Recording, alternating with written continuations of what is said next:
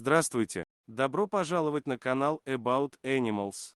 Егерь с семьей жил в Хабаровском крае, их дом находился у самой опушки леса. Из чащи к дому часто выходили животные, но, заметив жилье людей, тут же удалялись в лес. На этого посетителя егерь обратил внимание, ведь у его дома оказался амурский тигр, который в этих краях редкость. Животное также заметило человека, но не убежало, а начало внимательно его рассматривать.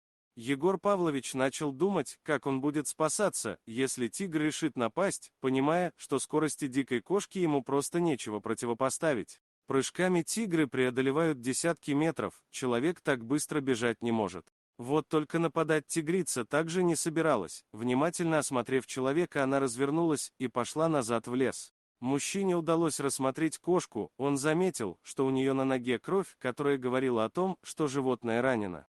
Егерь еще не успел прийти в себя от неожиданной встречи, когда тигрица вернулась, на этот раз в пасти она несла тигренка. Малыш лишь недавно появился на свет и еще не успел открыть глаза. Тигрица опустила малыша на землю, вновь посмотрела на человека и убежала в лес. Через несколько минут Егор Павлович преодолел состояние шока и понял, что раненая тигрица решила, что не сможет позаботиться о малыше, и принесла его к дому человека, надеясь, что он поможет.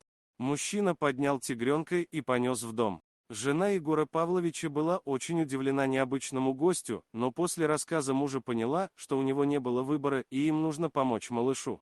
Споры о том, что делать с тигренком, продолжались долго, по их результатам малыша назвали Амур и решили оставить до того момента, пока он не окрепнет, а затем вернуть в дикую природу. Тигренок оказался милым и первое время был больше похож на домашнего кота, чем на дикого хищника. Первое время малыша кормили смесью из бутылочки, затем в его рационе появилось мясо. Тигр подружился не только с людьми, но и домашней кошкой, весело играя с ней. Супруги привыкли к своему необычному питомцу, но понимали, что совсем скоро тигру станет тесно в доме и им придется отпустить его.